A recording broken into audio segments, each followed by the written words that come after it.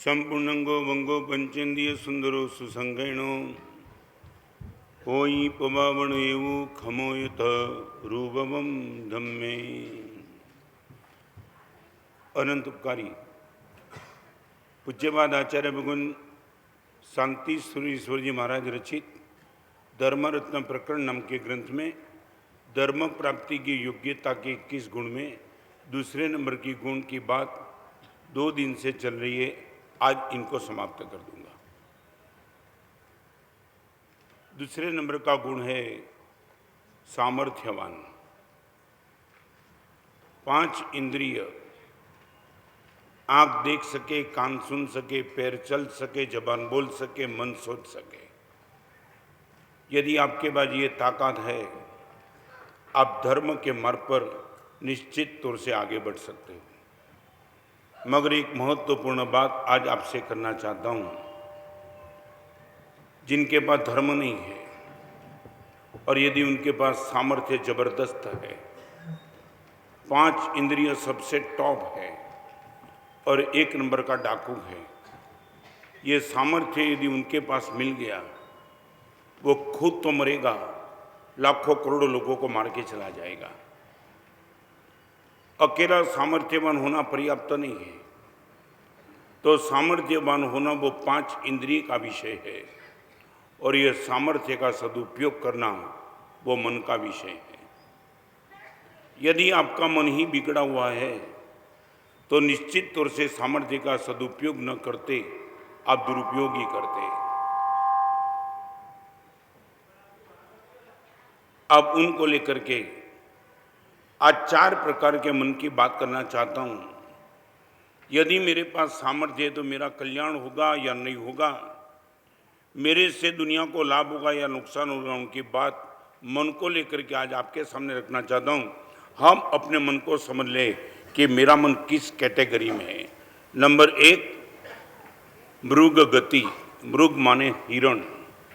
आपने देखा होगा कभी भी किसी भी जगह पे आप हिरण को देखो, चाहे जू में देखो, चाहे म्यूजियम में देखो, चाहे जंगल में देखो, वो हमेशा के लिए डरा हुआ ही आपको दिखाई पड़ेगा। इधर इधर इधर उधर वो देखता है। आप खाने के लिए उसको खुद भी अच्छा रखो मगर वो खा नहीं पाएगा।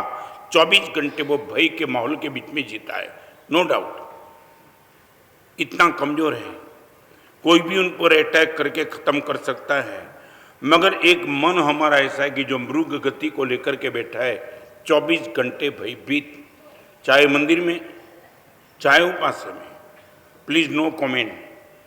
मैं मन की बदमाशी की बात करना चाहता हूँ। भयभीत कितना रहता है मालूम है? करोड़ों रुपए की कीमत के प्रभु के वचन सुनने का मौका मिलता है, तब भी उनके दिमाग में बार मेरा चप्पल चला तो नहीं जाएगा ना, ये भय रहता है। आप समझो, 200, 300, 500 रुपए की कीमत का चप्पल, यहाँ सामने गुरुदेव भगवान बैठे हैं। मे भी पॉसिबल चाहे परमात्मा के मंदिर में तुम दर्शन करने के लिए और बार चप्पल तुमने रखे, मगर भगवान में जितनी नजर होगी, गुरुदेव के प्रवचन में जितनी नजर होगी, उससे कई गुना ज्यादा मन चप्पल में रुका हुआ हो सकता है। यह है भयभीत मनोदशा। I would like to ask you, what is your mentality? आपसे मैं पूछना चाहूंगा, हमारा मन क्या है? भयभीत, मृग गति। आप देखो, तेज गति से मृग भागता है मगर डरा हुआ। उनकी गति में कोई आनंद नहीं है, उनकी गति में कोई उल्लास नहीं, उनकी गति में उमंग नहीं है, मगर भय है। कब मंजिल पे पहुंचा, और मंजिल के पहुंचने के बाद भी वो निर्भय नहीं है। मैं आपसे पूछना चाहता हूं, हमारी मानसिकता क्या? 24 घंटे भय भय भय। आने वाले दिनों में क्या होगा, अभी क्या होगा, महंगाई बढ़ रही, क्या होगा, ये होगा, ये होगा, मेरा मरने के बाद क्या होगा, मगर कुछ उनको शांति नहीं। आपसे मैं पूछना चाहता हूं, आपकी मानसिकता क्या? मृग गति। और एक बात यहां बैठने वाले सबको बताना चाहता हूं, ये भय किसके लिए है? मन चेंज से डरता है। चेंज, ये जो अभी मेरी व्यवस्था सुचारू रूप से चलती है, कहीं उसमें बदलाव तो नहीं आएगा? शरीर में रोग तो नहीं आएगा? बिजनेस टूट तो नहीं जाएगा? पेमेंट डूब तो नहीं जाएगा? पत्नी मायके तो नहीं चलेगी? बेटा विश्वासघात तो नहीं करेगा? ये है भय। और ये सब कुछ भगवान बोलते हैं ओनली चेंज इज परमानेंट। मैं रिपीट करना चाहूंगा, सारी दुनिया में परमानेंट कोई एक चीज है, उनका नाम है चेंज। 100% बदलते रहने वाले सब कुछ। कल का मैं भी अलग था, आज कल के आप भी अलग थे, आज का मैं अलग हूं, आज के आप अलग हो। कल का मेरा शरीर अलग था, आज का मेरा शरीर अलग है। कल का बड़नगर अलग था, आज का बड़नगर अलग है। सच बोलो, मैं पूछना चाहता हूं, मृग गति में आपका मन तो नहीं? You can never stay twice in A same river. एक ही नदी में आप दोबारा पैर कभी नहीं रख सकते। चाहे गंगा नर्मदा तापी का नाम वो ही रहेगा, मगर 9:01 पे जो तापी थी वो 9:02 पे आगे निकल गई है। आपसे मैं पूछना चाहता हूं, यू आर हैप्पी, आप मजे में हो या भयभीत मनोदशा में हो?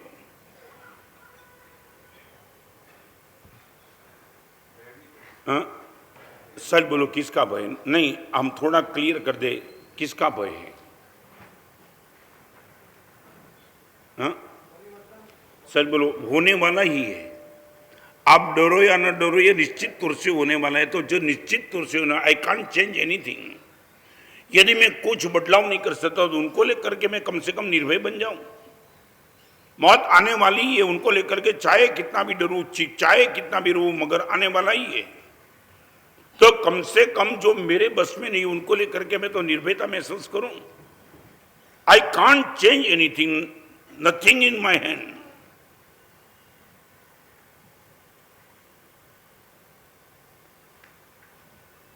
सच बोलो, मुझे बताओ कि भयभीत मनोदशा में आप कर भी तो क्या सकते हो?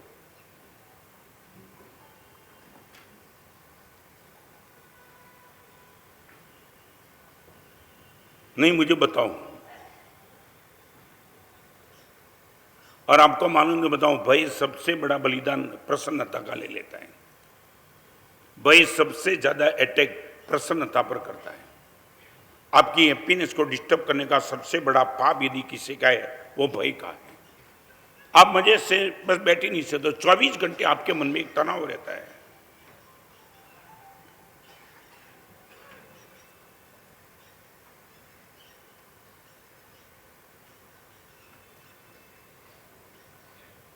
मैं आपको पूछना चाहता हूं, ये क्यों है? रामायण का एक प्रसंग आता है। रावण इतना बहादुर होने के बावजूद वो सीता को लेकर के जब भाग रहा है ना, तब रास्ते में एक पत्ता भी हिलता है ना तो रावण डर जाता है। पत्ता। तो तुलसीदास ने ये प्रश्न उठाया है, इतनी बड़ी ताकत वाला रावण, एक पत्ते के हिलने पर भी रावण डर जाता है, इनके पीछे कारण क्या था? और तुलसीदास ने कमाल का सॉल्यूशन दिया है, समर्पण करने वाला कभी डरता नहीं है और अपहरण करने वाला कभी डरे बिना रहता नहीं है। क्या जवाब था? समर्पण करने वाला कभी डरता नहीं और किडनैप करने वाला कभी बिना डर का होता नहीं है। उनको डरना ही पड़ेगा क्योंकि गलत रास्ते पे है। आज मुझे सिर्फ इतना बताओ, जो चीज आपके बस में नहीं है उनको लेकर के आप भय महसूस नहीं करेंगे। आज इतना ही। जो चीज आपके बस में 100% नहीं है उनको लेकर के आप भय महसूस नहीं करेंगे। चलो इससे आगे चलो, क्या आपको इसमें क्या दिक्कत? और ऐसा एक कागज पे तुम लिस्ट बनाओ कि मेरे बस में क्या क्या नहीं है। बुढ़ापा आपके बस में नहीं है, रोग आपके बस में नहीं है, मौत आपके बस में नहीं है। बहुत कुछ ऐसी चीजें यू कांट, आप देख सकते हो, कर कुछ नहीं सकते हो। आप इतना करो कि गुरुदेव मेरे बस में जो चीज नहीं है उनको लेकर के मैं 100% निर्भय महसूस करूंगा।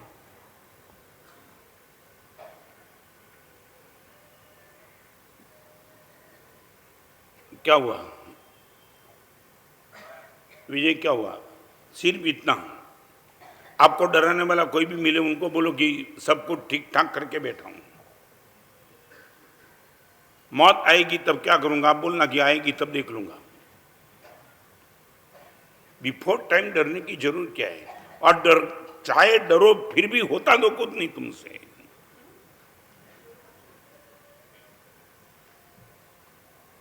एक बार बताऊं, यहां बैठे बैठे चप्पल की चिंता हो तो भी आप कर क्या सकते हो? तो क्यों डरते हो? मगर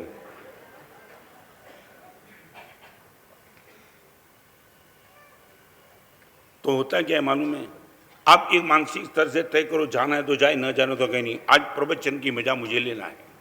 तो क्या होगा, वो अपनी जगह पे जाएगा नहीं जाएगा आपके कुछ बस में नहीं है, मगर कम से कम प्रवचन की मस्ती तो आप अनुभव कर पाएंगे। या तो दोनों से तुम टूटते, न चप्पल बाहर जाकर के बचा सकते हो और न प्रवचन मजे से सुन सकते हो।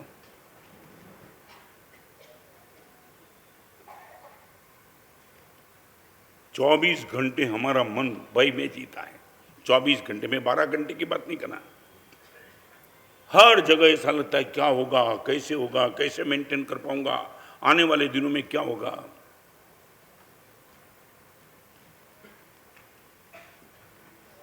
और इसी चर्चा में हमारा कितनी एनर्जी वेस्ट हो जाती है। मैं बरसों पहले भावनगर था। भावनगर में एक गुजराती डायरा चलाने वाले, जिनका बहुत बड़ा नाम था, रामभाई काग, ऐसी शेर शायरी और पूरी रात भर चलते थे। और रामभाई काग ने मुझे बता दिया, महाराज साहब, एक बार मैं रास्ते से जा रहा था ना, चालू होटल के बाहर एक कुर्सी पे एक आदमी दूसरे आदमी से बात करता था। वो टाइम पीएम नरसिंह राव थे, और एक आदमी वो दूसरे आदमी से बात करता था, और वो क्या खा रहा था मालूम है? जलेबी। जलेबी नाम सुना है? अभी वो जलेबी खा रहा था, और एक ही जलेबी उनकी प्लेट में थी। वो ऑर्डर देने वाले को बोला कि ज़्यादा पैसा नहीं है, एक ही जलेबी। और वो आपस में चर्चा कर रहे थे, यार नरसिंह राव का क्या होगा। ये कुर्सी पर बैठा हुआ एक आदमी सामने बैठने वाले को दूसरे को कहता है, यार नरसिंह राव का क्या होगा। रामभाई सुनते रहे, तब उनके पास जाकर के बोला, दोस्त नरसिंह राव का जो होगा होगा, एक जलेबी में तेरा क्या होगा यार। मैं आगे चलना चाहूंगा, मगर थोड़ा प्रयास करो। आज आपको मैं एक प्रसन्नता का रात दिखाना चाहता हूं। आने वाले दिनों में जो चीज गुरुदेव मेरे बस में नहीं, उनको लेकर आज से मन को भय मुक्त कर दूंगा। सामने वाला कितना भी मुझे डराने के लिए, मैं बोल दूंगा जब आएगा तब देख लूंगा, अभी मुझे कुछ डराने की जरूरत नहीं है। I am prepare for it. सच बोलो, कम से कम इतनी ताकत तो पालो, तो मैं बताऊं 90% आपका भय खत्म हो जाएगा। 90। नंबर 1, मृग गति। आपको मालूम है डिप्रेशन वाला को क्या होता है सुनील जी, मालूम है क्या? यही भय। डिप्रेशन वाले को यही चीज होती है ना। वो क्या होता है, मैंने ऐसे डिप्रेशन वाले देखे जो लिफ्ट में बैठने से डरता है, उनको लगता है कि लिफ्ट बंद हो जाएगी। तो मैंने अहमदाबाद में ऐसे डिप्रेशन वाला केस देखा, जो यहाँ बैठा था और ऊपर अलमारी थी, वो खड़ा हो गया। जिसके घर मेहमान बन के गया तो उसने मुझे, आप खड़े क्यों हो गए? तो उसने बोला अलमारी गिर जाएगी। तो नहीं, ये आपको मामूली लगता है। मैं बताऊं, डिप्रेशन से भी भयंकर रोग, कैंसर से भी भयंकर रोग डिप्रेशन का है। हर चीज सब कुछ ठीक ठाक चल रहा है, मगर उनका मन इतना भयभीत, इतना भयभीत, इतना भयभीत, वो कहीं लुप्त उठा ही नहीं पा रहा। और मैं आपसे बहुत गंभीरता से कहना चाहता हूं, आने वाले दिनों में डिप्रेशन का शिकार न हो तो मन को भय मुक्त आपसे करते चलो। आप देखो, डिप्रेशन वालों को एक ही डर लगता है, गुरुदेव मौत आ जाएगी, मेरी पत्नी का क्या, मेरे बेटे का क्या, ये मकान का। कहीं भी मेरे पास भी वो बैठ नहीं पाता था। क्या मालूम, तुम सोच नहीं सकते हो, या मजा इसमें किसी को डिप्रेशन नहीं होगा ना, इसलिए तुम्हें पता नहीं है। मैं डिप्रेशन के मरीज के सामने बैठा था और वो बोलता था, गुरुदेव मैं ऊपर से निकल जाता हूँ, क्यों? छत गिर जाएगी।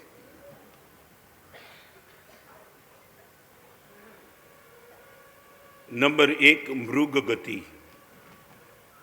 और आज मैं आपसे सिर्फ इतना कहना चाहता हूं कि आपके बस में जो चीज नहीं है, उनको लेकर मैं रिपीट करूं, प्रोविजन सब कुछ करो, डरो नहीं। बताऊं विजय, मौत तो हमारी भी आने वाली है, मगर भगवान ने हमारे वहां एक शब्द लिखा है कि समाधि मरण पाना है तो साधना का जीवन शुरू कर दे। जिसके पास साधना का जीवन है उनको मौत के समय समाधि निश्चित तौर से मिल जाएगी। माने तैयारी करना है तो अब कर कि जिस दिन वो आ जाए इस दिन मर्दानगी के साथ तो इनका सत्कार स्वीकार कर पाएगा। मौत तो आने वाली है, मगर आते वक्त अभी से तैयारी करते चल, ताकि जिस दिन आ जाए उस दिन तुझे कोई चिंता नहीं, तू बोल सके इनके लिए मैं तैयार होकर ही तो बैठा था। चलो आगे। नंबर 1 मृग गति, नंबर 2 मरकट गति। मरकट माने बंदर। आपने देखा होगा बंदर की जो भी विशेषता होगी, मगर सबसे बड़ी विशेषता चंचलता, अस्थिरता, मन कहीं भी स्थिर नहीं। मान लिया डर आपके पास नहीं है, मगर मरकट गति। और आपको मैं बताना चाहता हूं, यहां बैठने वाले को आप ऑब्जर्वेशन करना, मन की सबसे बड़ी बदमाशी, जहां शरीर होता है वहां मन नहीं होता है। जहां भी शरीर होता है ना वहां मन नहीं होता है। मैं आपको बताऊं, सुबह उठेगा ना तो गद्दी में ही सोचेगा स्नान करने के लिए बाथरूम में जाना है, और बाथरूम में स्नान करतेगा तब सोचेगा कि पूजा करने के लिए जाना है। मंदिर में जब पूजा करता होगा तब बोलेगा प्रवचन में जाना है, और प्रवचन में यहाँ बैठा होगा तब बोलेगा कि 10:30 बजे दुकान पे जाना है। तुम समझे मैं क्या कहना चाहता हूँ? जहाँ उनका शरीर वहाँ उनका मन नहीं, आगे ही भागता है। न पूजा जमती है, न प्रवचन जमता है, न बाथरूम जमता है, कुछ नहीं जमता है।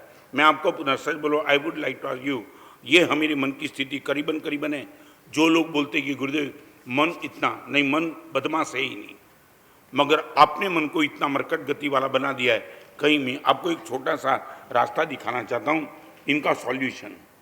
आप जब मंदिर में और मंदिर में प्रवचन की बात याद आ जाए, मन को बोलो कि प्रवचन में जाएंगे तब सब कुछ चेक कर लेंगे, मगर अभी तो भगवान सामने है, दिल दे करके परमात्मा की पूजा कर ले। मैं रिपीट करना चाहता हूँ, थोड़े मन को वापस लाने का प्रयास करो। दावा के साथ कहता हूं मन वापस आ जाएगा। आप मन को सिर्फ इतना ही बताओ कि जिस टाइम पूजा करने के लिए जाता है तो पूजा करना है, अभी परमात्मा के वचन प्रवचन की क्यों सोचता है, और प्रवचन में बैठता है तो दुकान की सोचता है। जब दुकान में 10:30 बजेंगे तब देख लेंगे, मगर अभी तो प्रवचन में बैठो। सच बोलो, मैं पूछना चाहता हूँ, ये प्रयोग आपने कभी किया है? मन को पकड़ने का, मन को वापिस लाने का, मन को खींचने का।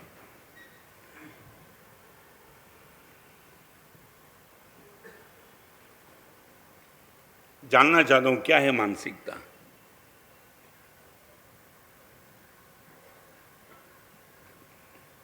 मन की एक प्रकृति समझ लेना, जहां हमारा शरीर वहां हमारा मन नहीं, या तो पीछे या तो आगे। माने दो चीज मन की, या तो स्मृति में या तो कल्पना में। स्मृति माने पास्ट की और कल्पना माने फ्यूचर की। मन कभी प्रेजेंट में ठहरना समझता नहीं, या तो पास्ट में चला जाता है या तो फ्यूचर में चला जाता है। मैं आपको बताऊं क्या दुख हो सकता है। एक आदमी वसंत ऋतु में, जहाँ पूरी प्रकृति फेवर में थी, वो टाइम बॉम्बे में चौपाटी के दरिए पे बैठा था। शाम का टाइम, हवा की लहर आ रही थी, बाल उड़ रहे थे, मौसम भी बहुत अच्छी थी। और वो टाइम इनके बाजू में बैठने वाले मित्र ने पूछा, दोस्त तेरे चेहरे पे मजा क्यों नहीं है? उसने बोला, मजा कहाँ से है, क्या दिक्कत है? उसने बोला, तू बम्बई में 2 महीने के पहले था। वो हैरान, चौपाटी में सी के पास बैठा है और ये 2 महीने की। उसने बोला, 2 महीने के पहले मैं था नहीं, मगर हुआ क्या? अरे कड़ाके की सर्दी थी। वसंत ऋतु में वो सोच रहा है कि 2 महीने के पहले बम्बई में कड़ाके की सर्दी थी। उसने बोला, होगा, मगर वो सर्दी गई 2 महीने के पहले। अभी क्या है? अभी तो तेज हवा आ रही है, अभी तेरा बाल भी उड़ रहा है, सामने भेलपुरी वाला बैठा है, और तू 2 महीने के पहले कड़ाके की सर्दी को याद करके दुखी होता है। वो सर्दी तो गई। उसने बोला, सर्दी गई, मगर तुझे मालूम है क्या, मई में गर्मी बहुत होने वाली है, ये बोलते लोग। अरे क्या करें इनको। 2 महीने के पहले सर्दी थी, उसके दुखी था। और तुझे मालूम है, अगर पेपर में आता है कि इस टाइम इतनी गर्मी कड़ाके की होगी कि तुम सहन नहीं कर पाएंगे, आज मैं दुखी हूं कि चैत्र और वैशाख में जो गर्मी आएगी उनको मैं कैसे बेर कर पाऊंगा। ये है मन। प्रेजेंट में सब कुछ बराबर होने के बावजूद पास्ट की स्मृति और फ्यूचर की कल्पना खत्म कर दिया मन।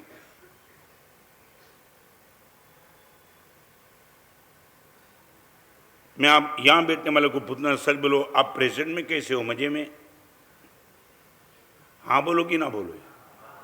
तो आप दुखी नहीं हो नक्की?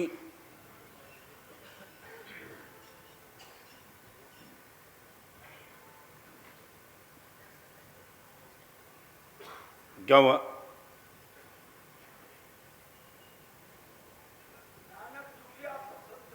क्या है? नहीं, सब नहीं, हम तो बहुत मजे में। एक बार आ जाओ यहाँ। तुम खुद के दुख को मेरे पे डाल देते हो। We are happy. कई लोग मुझे पूछते हैं, मन से माने में तो सब कुछ ठीक ठाक हो जाएगा, चिंता ही मत कर, तुम डरा मत, कोई याद भी मत करा दो। हम प्रेजेंट में। और यही तो भगवान महावीर ने भगवत सूत्र में गौतम स्वामी को यह संदेश दिया था, गौतम एक समय का भी प्रमाद मत करना, एक समय दिस इज प्रेजेंट। कल क्या होगा, कल क्या था, वो कुछ मत सोचना, आज तेरे हाथ में, बस उसको तू बहुत अच्छा सदुपयोग करते चल, आने वाले दिनों में सब कुछ ठीक होगा।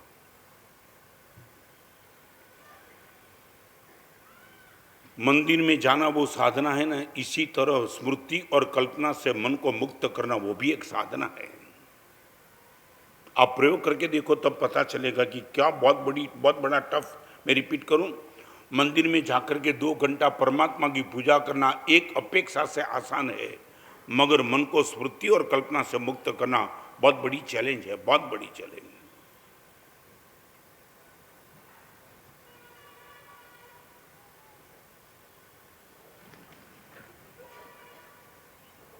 नंबर 2 में दिलीप है, नंबर नहीं, मृग गति और मरकट गति।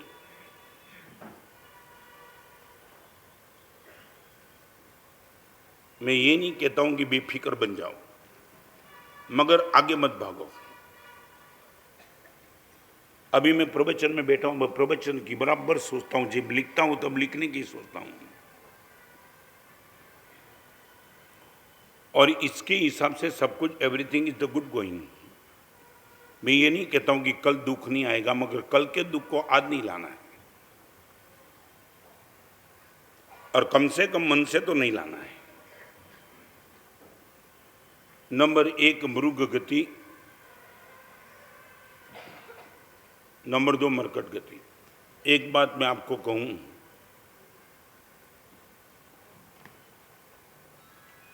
पानी जब उबलता है ना, आपका प्रतिबिंब अंदर पड़ता है, मगर आप देख नहीं पाते हो। Am I right? सच बोलो, क्यों? पानी, और इसके हिसाब से आपका प्रतिबिंब पड़ता तो है, मगर आप देख नहीं पाते हो। सही माने आपका प्रतिबिंब देखने के लिए पानी की स्थिरता बहुत अपेक्षित है। यही ज्ञानसार नाम के ग्रंथ में उपाध्याय यशोवी महाराज का ये कहना है, वत्स किम चंचल स्वांतो भ्रांत्वा भ्रांत्वा विषिदसी निधिम स्वसन्निधावेव स्थिरता दसी। आपको मालूम नहीं, हमारा चारित्र जीवन, साधना वाला जीवन, समाधि वाला जीवन, समता वाला जीवन, ज्ञान सार में उपाध्याय जी महाराज ने हमारे जीवन को एक उपाधि दी है, चारित्रम स्थिरता रूपम। संयम जीवन वो स्थिरता रूप है, स्टेडीनेस। 2-3 बात आपको पूछना चाहूँगा, या तो बहनों को। आपको पता होगा, सुनिए जी, दूध में से दही कब बनता है?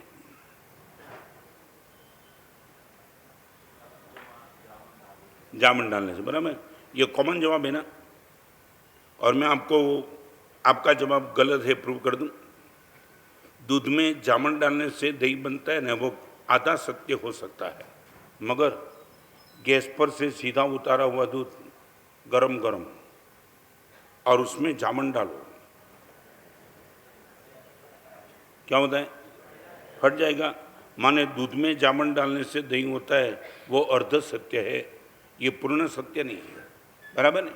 क्या होता है? गरम गरम दूध में जामन डालो तो क्या होता है? बोलो तुम। हाँ, कई लोग मुझे भी पूछते, महाराज साहब इतने साल से प्रवचन करते हो, जामन डालते हो। मैं बोला इन लोगों की खोपड़ी गर्म है, मेरा दूध जामन जमता ही नहीं, करूँ तो क्या करूँ? दूध बराबर है, दूध का विरोध नहीं है, मगर जिस ढंग से इतना ठंडा होना चाहिए उतना ठंडा नहीं होता, इसलिए अच्छे से अच्छे जामन को वो खत्म कर देता है। परमात्मा के वचन जामन जैसे हैं, आपके जीवन के दूध में गए। दावा के साथ मैं कहना चाहता हूँ, दही में कन्वर्ट हो सकते हैं। भुवन भानु सिमा ने मेरे इस जीवन के दूध में ये वो जामन डाला और आज आपके सामने बैठा हूँ। कोई विरोध नहीं है, न्यूट्रल है, न्यूट्रल। कोई भी दूध जामन डाल के दही बना सकता है, फर्क नहीं पड़ता है, चाहे वो गाय का हो, चाहे बकरी का हो, चाहे भैंस का हो, कोई फर्क नहीं। इसी तरह मगर पहली कंडीशन है, आपके दूध को थोड़ा ठंडा होना चाहिए। ओके, नंबर दो, यही दूध की बात निकली तो आपको बताना चाहता हूं, ठंडे दूध में जामन डाल दिया, फिर भी एक कंडीशन है।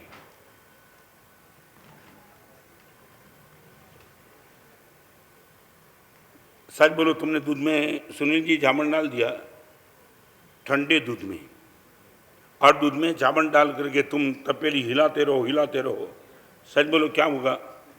हाँ हाँ, माने आपने दूध में जामन डाल दिया, फिर तपेली को एक और रख देनी है, थोड़ी स्थिर बनने दे दिए, और तब आपको लगेगा दूध में से दही जम चुका। माने पहली कंडीशन है दूध में से दही बनाने की, दूध उष्ण नहीं चाहिए। दूसरी कंडीशन है दूध अस्थिर नहीं चाहिए।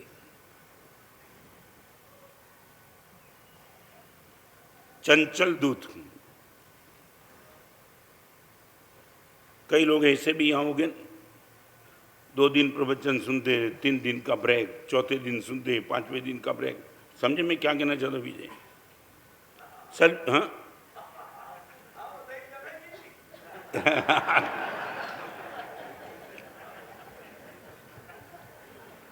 समझ गए ना आप? अभी मेरा क्लैरिफिकेशन करने के आगे समझ जाते हो क्या है? हाँ, वो तो तुम्हारी बरसों से आदत है ना। हाँ, तुम तो यही बोलेंगे कि गुरुदेव आपने जामन डालने में कुछ गलती की होगी, इसलिए हमारा दूध नहीं जमा। ये तो आप सबको मैं पहले से समझता हूं।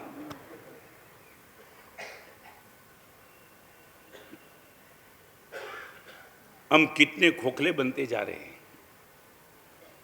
इतना अच्छा जामन मगर मेरे जीवन के दूध को जमा नहीं सका, मन की अस्थिरता को लेकर के। थोड़ा स्टेडी बन जाओ। मैं आपको एक छोटी सी बात बताऊं, सच बोलो, आपकी दुकान ऐसी हो, सोम मंगलवार जाओ, बुध गुरु नहीं जाओ, शुक्रवार जाओ, शनिवार नहीं जाओ, वो दुकान चलती है क्या?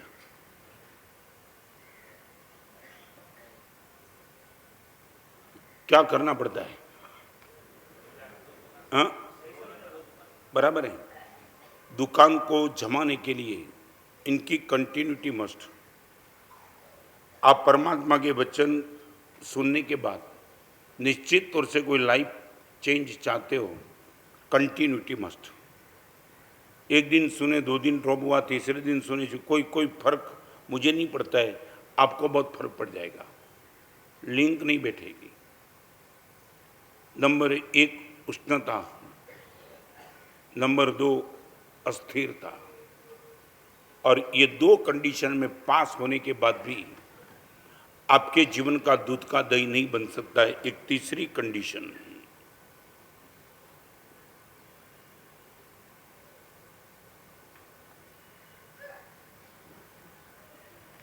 बता पाएंगे क्या? छोटी सी बात, लड़का खुद की मम्मी को पूछता है ना, सुबह उठने के बाद मम्मी को पूछता है कि मम्मी आज दही खाना है, दूध नहीं पीना है, और माँ बोलेगी देख अलमारी में वो तपेली है ना, वो उठा ले, दही है उसमें। यहाँ बैठने वाली माता को पता होगा, आपको शायद पता ना हो तो मैं बताऊँ, माँ ने शाम को जामन डाल करके वो तपेली को देखा भी नहीं। एम आई राइट? माँ ने तो जामन डाल करके सो गई है और सीधा बेटे को बता दिया, बेटा वो तपेली में जा करके देख ले, वो दही है, खा ले। कभी बेटा भी माँ को क्रॉस करके पूछता नहीं कि मम्मी तूने दही देखा है? नहीं, देखा नहीं है, मगर एक विश्वास। क्या विश्वास था मालूम है? क्या विश्वास? नहीं, आप एक बार ठंडे दूध में जामन डाला वो तो नंबर 1, स्थिर दूध रखा वो नंबर 2, और नंबर 3 बीच में उतावलापन नहीं किया। वो जितना समय उनको चाहिए था उतना समय रहने दिया। यदि जामन डालने के बाद, तपेली को स्थिर रखने के बाद 1 घंटे में माँ ने दही का दर्शन करने का सोचा होता, 100% वो फेल चली जाती। बराबर है? तो 3 चीज, समय, नंबर 1 उष्णता नहीं, नंबर 2 अस्थिरता नहीं, और नंबर 3 उतावलापन नहीं। ये 3 कंडीशन में दूध जब जाता है ना, तब जामन इनकी असर दिखा देता है। मैं आपको भी कहना चाहूँगा, प्रवचन सुनने के लिए आते हो, उतावलापन भी आपको बाधक बन सकता है। मान लिया आपका जीवन का दूध आपने ठंडा बना लिया, मन को करीबन करीबन स्थिर बनने का प्रयास किया, मगर तुमने आकर के मुझे पूछा, गुरुदेव ये रिजल्ट कब? कब गुरुदेव? 3 महीने से प्रवचन सुनने के बाद भी आंख के विकार कम होने के नाम नहीं लेते, गुरुदेव कब? यह आपका उतावलापन मामला बिगाड़ सकता है। You have to wait. एकदम शांति से बैठ जाओ, अपनी जगह पे रिजल्ट आकर ही रहेगा। दावा के साथ कहना चाहता हूं, रिजल्ट आकर रहेगा। Now I would like to ask you, सच बोलो, ये 3 में से आपको कौन सी चीज डिस्टर्ब कर दी है? उष्णता, अस्थिरता और उतावलापन।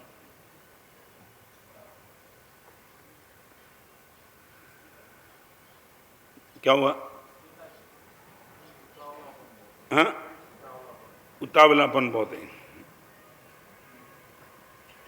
कई लोग तो मुझे भी क्या क्या कमाल सुनने नहीं मिलते, चलते चलते रास्ते में घूमते घूमते मेरे ऊपर से में आके मुझे, महाराज साहब मन की शांति कैसे मिले?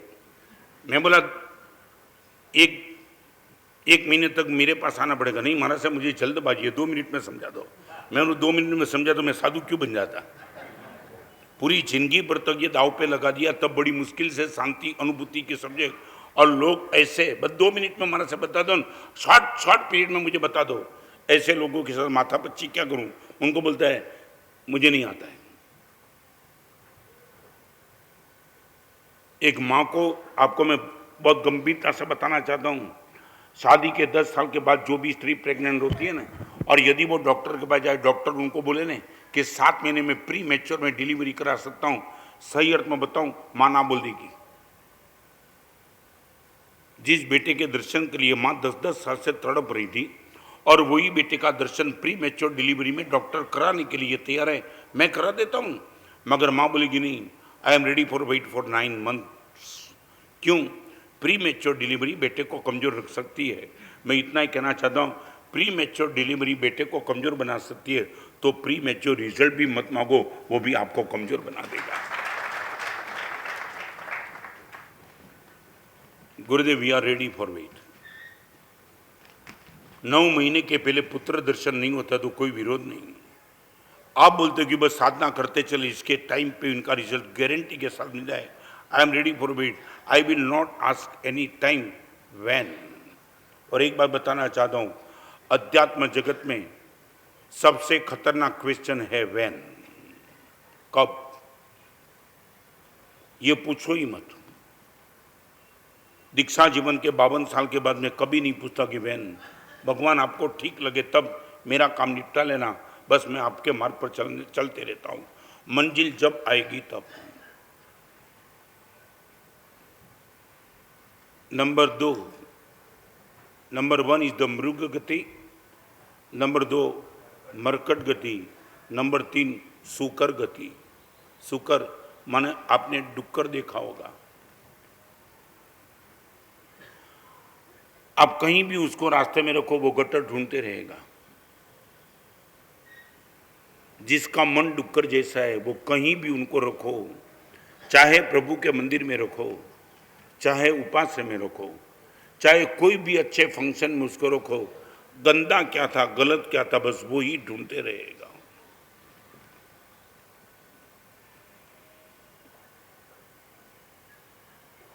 अपने आप को पूछे ना,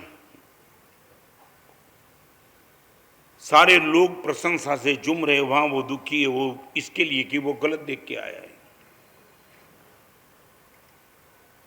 एक बहुत करुण बात आपको बताऊं, एग्जाम्पल आपको बताना चाहता हूं कि क्या सुकर गति वाले क्या हो सकते हैं। गुरुदेव भुवन भानु श्री श्रीमान निसरा में वर्षों के पहले एक जगह एक ही भाई ने उपदान कराया था। 47 दिन की साधना और लाखों रुपए की उदारता करने की मानसिकता। हुआ ऐसा, जिस दिन उपदान डिक्लेयर हुआ उसी दिन उनकी ओर से लड्डू की प्रभावना थी।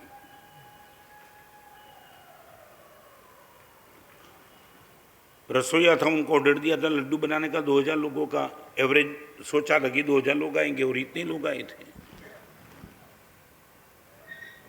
और आपको मालूम है 2000 लड्डू में से एक लड्डू गलती से थोड़ा कद में छोटा बन गया था। आपको मैं कहना चाहता हूं सुकर गति क्या हो सकती है, क्या सुकर गति। यह बात मैं कर रहा हूं करीबन 22 साल पहले की। एक उपदान में वो आदमी ने 40 लाख रुपए का खर्च 22 साल के पहले किया था। और ये प्रभावना ऐसे एक व्यक्ति के पास, प्रभावना में जो छोटा लड्डू बना था वो ऐसी व्यक्ति के पास गया जो सुकर गति का रिप्रेजेंटेटिव करके बैठा था। सभी को बड़ा लड्डू और गलती से उनके हाथ में छोटा लड्डू। उसने जानबूझ के तो कुछ किया नहीं था, मगर मैं वो दृश्य का मैं गवाह हूं। पूरे संघ में जितने भी घर थे, हर घर पे जाकर के उसने ये लड्डू दिखाया। ये आदमी ऐसा उपदान कराने वाला है, सोच के जाना। आप सोच सकते हो एक छोटे से लड्डू को लेकर के पूरे गांव के संघ के हर सभ्य को मिसगाइड करना, और उसके प्रति वो इतनी गंदी शब्द बोलता था। आप सोच के जाना, आपके उद्यान में ऐसी आइटम वो खिलाने वाला है, मत जाओ तुम। यह सुकर गति।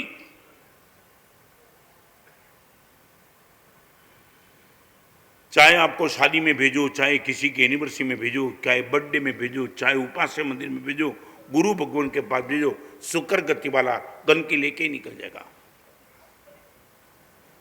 अब आपके मन को चेक करना मामूली बात नहीं है। सामने भगवान ऋषभदेव की प्रतिमा होगी, सामने आचार्य भगवान होंगे, मगर सुकर गति वाला गंदगी लेके ही निकल जाएगा।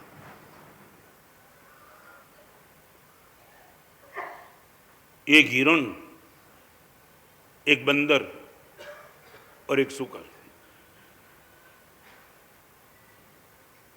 आपको मैं इतनी बड़ी प्यार से बात करना चाहता हूं।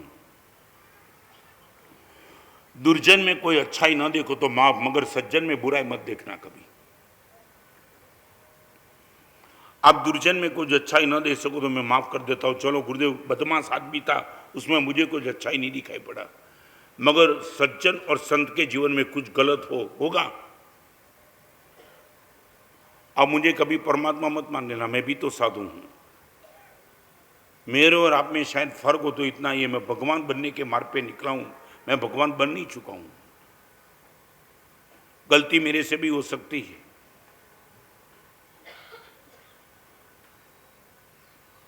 स्कूल में पढ़ने वाला हर लड़का तो टॉप पे नहीं होता है। कई लड़के, बस उसको किसी भी लड़के को पूछो, बोलेगा मैं पढ़ने के लिए स्कूल में दाखिल हुआ हूं, may be possible I can be fail. School में पढ़ने के लिए दाखिल होने वाला लड़का फेल भी तो हो सकता है, तो भगवान बनने के लिए निकलने वाला आत्मा कभी गलती भी तो कर सकता है। मैं आपसे पूछना चाह रहा हूं, सच बोलो, आप उपास हो, मेरे जीवन में आपको कोई गलती दिखाई पड़े, आप क्या करेंगे, क्या करेंगे, जानना चाहता हूं। दावा के साथ आप कह सकते गुरुदेव वो गलती देखने के बाद भी आपके प्रति हमारा प्रेम बना रहेगा। गलती गलती है, मैं गलती का बचाव नहीं करता हूं, मगर आपका गलती का दर्शन मेरे लिए आपके मन में क्या भाव पैदा करेगा। बाहर जाकर के ये बोलेंगे गुरुदेव को भी मैंने देख लिया, कैसे ये।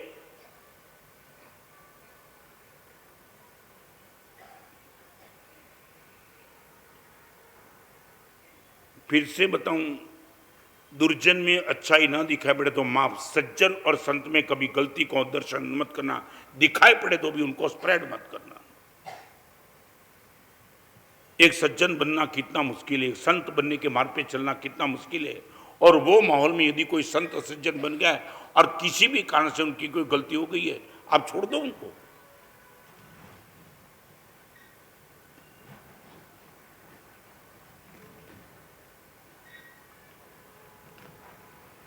ये तीसरे नंबर में आपका नंबर दावा के साथ नहीं है।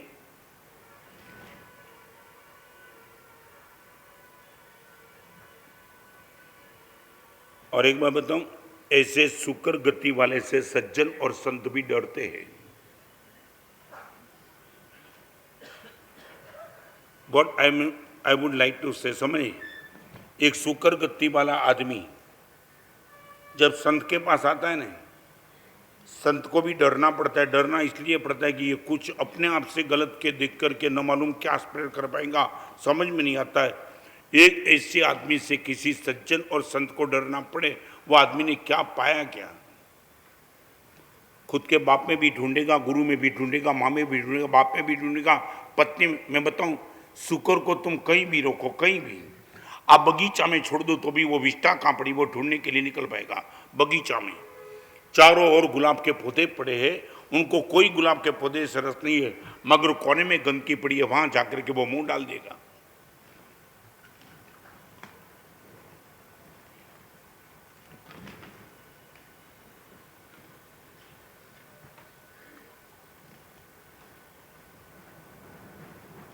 तीसरे नंबर में हम नहीं पक्का,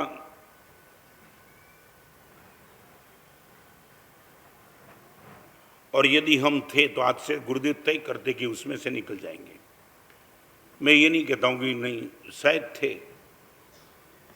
ये सिर्फ सज्जन और संत की बात नहीं है, कहीं भी बड़े प्यार से किसी ने आपको फंक्शन में बुलाया खुद के करके, और गरीब आदमी था, आपका स्थान उनके हृदय में था इसलिए उसने बुलाया था।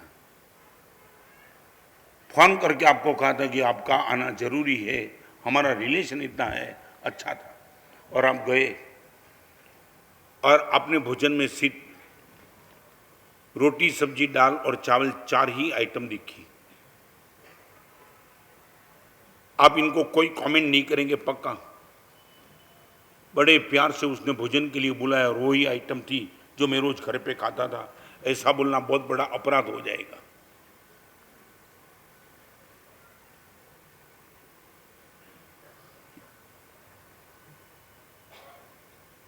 चाइना की एक प्रोवर्ब है, पहले गुजराती में बोलता हूं फिर हिंदी में। बगीचाना समाचार पूछवा हो तो बुलबुल ने पूछवा, कागड़ा ने क्यारे नहीं पूछवा।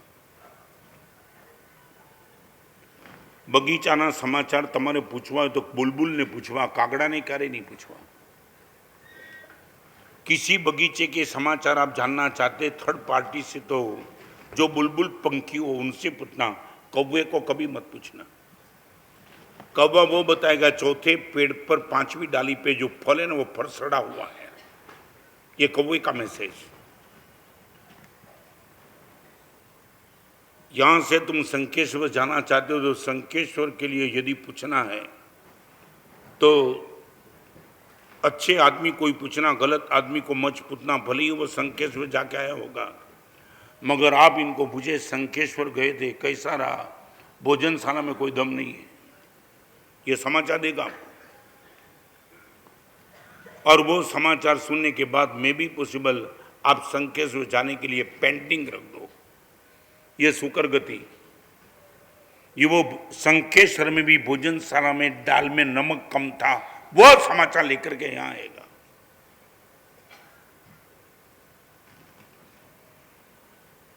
नंबर 1 मृग गति, नंबर 2 मरकट गति, नंबर 3 सुकर गति, और नंबर 4 मधुकर गति।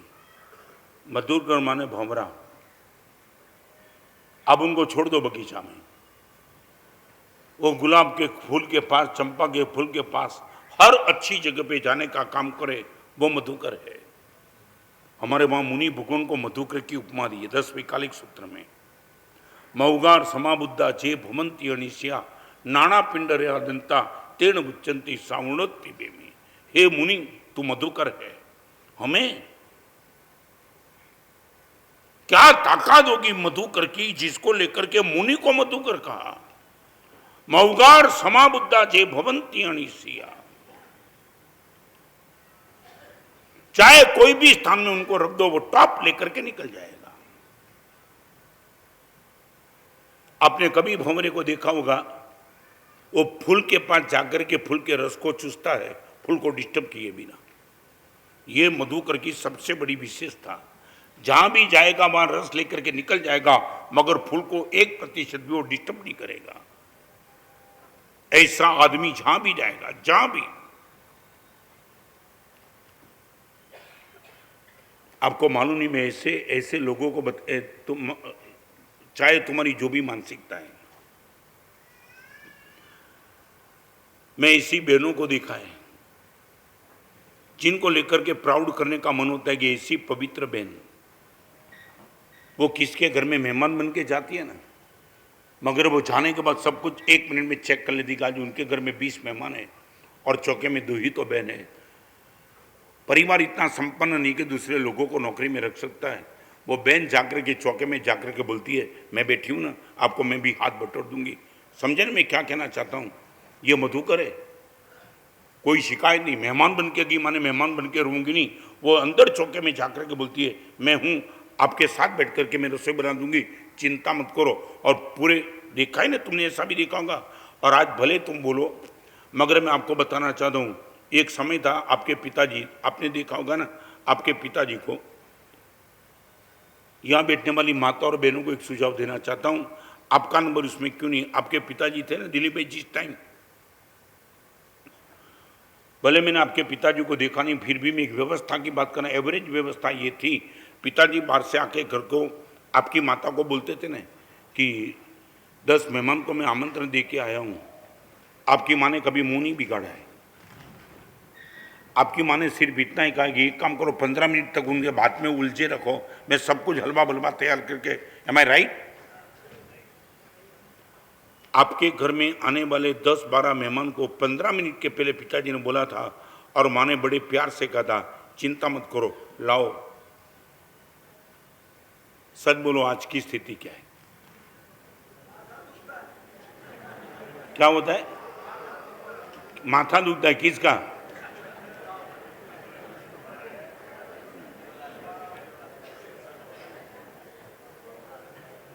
ये तो अच्छा बोला, माथा दुखता है, बाकी माथा आउट हो जाता है। सच बोलो, ये क्यों हुआ? आपकी माता का शरीर का स्वास्थ्य अच्छा था, वो नहीं था, हृदय बड़ा उदार था। और एक दिन हिंदुस्तान के पिक्चरों का एक गीत था, मेहमान जो हमारा होता है वो जान से प्यारा होता है। सच बताऊं सुनील जी, आप भी जो काम करें वो काम में एक काम ये भी ऐड करना, मैं रिपीट करना चाहूँगा, एक समय ऐसा था समाज में जो होता था ना, उनका पिक्चर बनता था। आज जो पिक्चर बनता है वो समाज में आना शुरू हो गया है। रिपीट करना चाहूँगा, एक समय ऐसा था कि समाज में जो व्यवस्था थी ना, उनको लेकर के पिक्चर बनता था। होठों पे सच्चाई रहती है, जहाँ दिल में सफाई रहती है, हम उस देश के वासी है जिस देश में गंगा बहती है। ये पिक्चर का सॉन्ग था। ये पिक्चर ऐसे राज कपूर का नहीं बना था, ये पिक्चर समाज का चित्र था। होठों पे सच्चाई रहती है, जहां दिल में सफाई रहती है, हम उस देश के वासी है जिस देश में गंगा बहती है, ये पिक्चर। और आज वो पिक्चर तुम देख रहे हो, 2 हफ्ता में 3 करोड़ का बकरा क्रॉस करता है। ऐसा पिक्चर, जो पिक्चर का हीरो 300 लड़की के साथ व्यभिचार बना चुका है। शादी किए बिना लड़की के साथ व्यभिचार बनाने वाला वो हीरो, और इनके पिक्चर में तुम 300 करोड़ क्रॉस कर जाते हो। ये आदर्श, ये आइडल। आज की युवा पीढ़ी को, लड़कियों को ये दिखाना चाहते हो कि 300 लड़कियां सो जाओ, तुम्हारा पिक्चर बन जाएगा।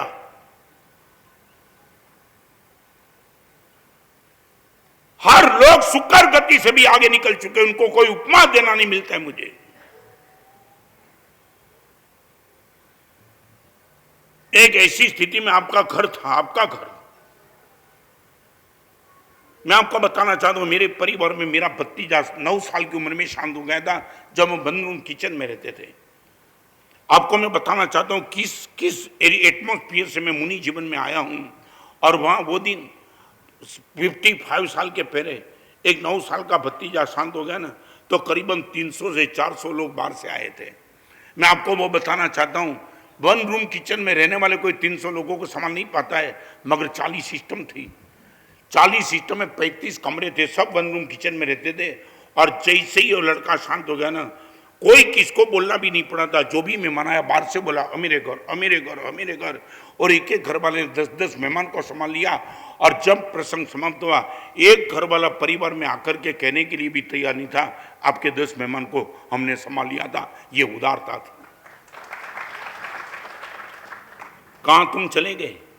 वन रूम किचन में इतना बड़ा दिल था, आज 4-4 कमरे के फ्लैट में दिल खत्म हो चुका है।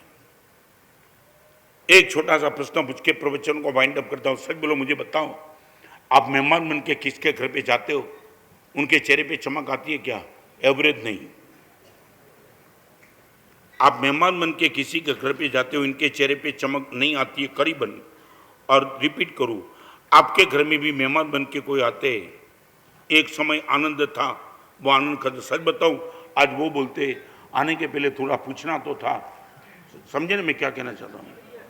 क्या फोन करके आना चाहिए? ठीक है, जो आपकी बात है, मैं कुछ इस पर कमेंट नहीं करूंगा। आपके भिखारीपन का नहीं है, या आप भिखारी नहीं हो तो कौन हो? आप अमीर हो, वो अमीर का पता मैं आपको बताना चाहता हूं। गुजराती कोट करके प्रवचन को विराम देता। हमारे वहां गुजराती में अमीरी की डेफिनेशन थी। रिपीट, चढ़ता दिनનું પારખું નીત આવે મહેમાન, चढ़ता दिनનું पारखूं नित आवे मेहमान। आप अमीरी के रास्ते पे हो और निश्चित तौर से आपका ग्रोथ संसार के जगत में हो रहा है। इनकी एक ही कसौटी, नित आवे मेहमान, रोज आपके घर में मेहमान का आना हो। चढ़ता दिनનું पारखूं नित आवे मेहमान, पढ़ता दिनનું पारखूं, आपका ग्रोथ डाउन होते जा रहा है। इनकी एक ही कंडीशन, घर ना आवे समान। जब कुत्ता भी आपके घर पे आना बंद कर देता है, तब मान लेना आपके दिन गए। और रोज मेहमान आते, तब मानना आप अमीर बनते चलते हो। यह अति उत्तम और अति पवित्र व्यवस्था थी हमारे में। ये मैंने खुद ने मेरे घर में देखा है। मेहमान आने के बाद माँ को आनंद आ जाता था, अच्छा हुआ। और मेहमान आते थे ना, तब ऐसे लगता था कि बिना दिवाली दिवाली आ गई। आर्थिक स्थिति कितनी भी कमजोर थी, मगर मेहमान बन के आने वाला भी समझता था कि कमजोर आर्थिक स्थिति के बीच में मेहमान बन के जाता हूं, मेरी कोई डिजायर भी नहीं होगी, मेरी रिक्वायरमेंट नहीं होगी।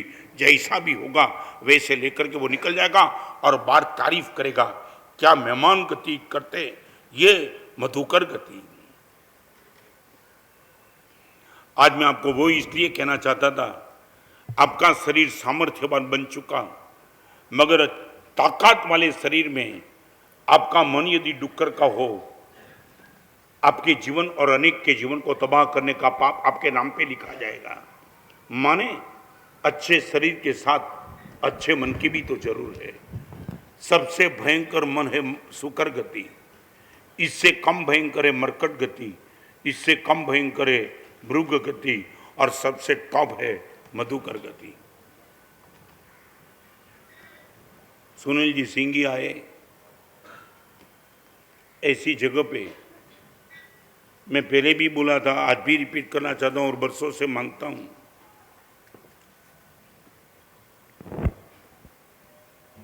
जिसकी सोच ब्रॉड है, पवित्र है, उदार है, और करीबन करीबन करीबन जिसको हम मधुकर गति में जिनका प्रवेश कर सकते हैं, ऐसे मन वाले को सत्ता का कोई भी स्थान हो, ऐसे मन वाले को ही बिठाना चाहिए। सुकर गति वाला पूरी व्यवस्था को डिस्टर्ब कर देगा और मधुकर गति वाला पूरी व्यवस्था को हाइट पे ले जाएगा।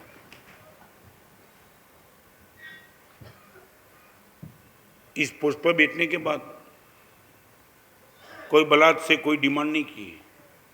मेरा राइट था, हम सबका जो राइट है, आप राइट हमें दिला दो। इतनी छोटी सी बात को लेकर नरेंद्र भाई से भी आपका ट्यूनिंग अच्छा, बड़े प्यार से नरेंद्र भाई आपकी भी बात सुनते।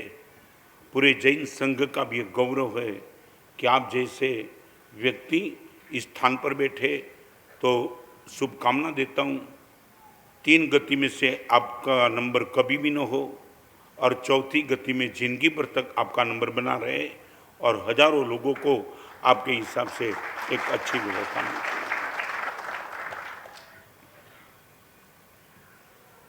कल से तीसरा गुण मैं आपको फिर से कहना चाहूँगा, जीवन को निश्चित तौर से कोई सही रास्ता देना है। आपकी आंख में घर पे जाकर के आंसू आ जाएंगे कोने में। पिताजी से ज़्यादा पैसे का मालिक बन गया मगर अंदर से भिखारी बन गया। कम पैसे में भी भिखारी, पिताजी जो अमीरी लेकर के बैठे थे, आज पर्याप्त संपत्ति के बाद वो अमीरी न मालूम कहाँ चली गई। वो हिस्ट्री रिपीट करना है। आप मज़े से कर पाएंगे तो कल से एक तीसरे नंबर का टॉप क्लास का गुण शुरू हो रहा है। आप जितना भी आते हो और भी जिनको बुला सकते हो उनको बुलाना। दूध में से दही बनाने के लिए 3 कंडीशन। दूध का दही तब बनता है 3 कंडीशन में से दूध गुजरता है तब। 3 कंडीशन। एक बात बताऊं, आज तक जिसने एक भी बार जवाब नहीं दिया वही अंगुली खड़ी करे, मुझे पता चले कि न्यू मेंबर कौन है। हाँ बोलो भाई। राइट। दूध में से दही बनने के लिए बाधक 3 चीज: उष्णता, स्थिरता और उतावलापन। मन सबसे ज्यादा किससे डरता है? आज तक किसी ने अंगुली नहीं उठाई वही। हाँ बोलो। राइट। चेंज से माने परिवर्तन से। मुनि भगवान को किस ग्रंथ में किसकी उपमा दी है?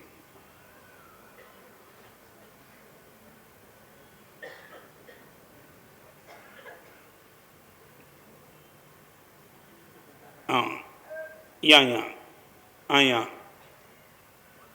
मधुकर, मगर कौन से ग्रंथ में? हाँ, क्या हुआ?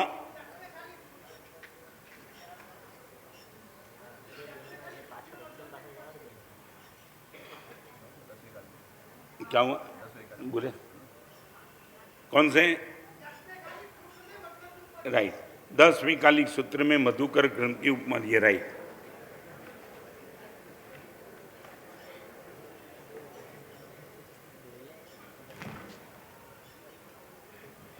मासिक श्रवण करना, स्वाध्याय करना वो भी साधना है, तो इससे मुक्त होना वो भी एक साधना है। न्यू बोलो बहन। राइट। मन को स्मृति और कल्पना से मुक्त करना वो भी एक तरह की साधना है।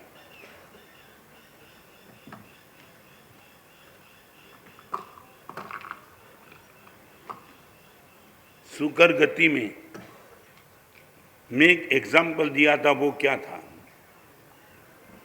सुकर गति के सब्जेक्ट में एक एग्जाम्पल दिया था, वो क्या था? New member.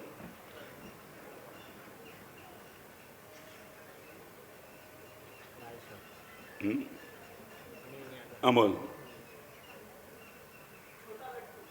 छोटा लड्डू बराबर। तू बड़ा लड्डू बनना भाई।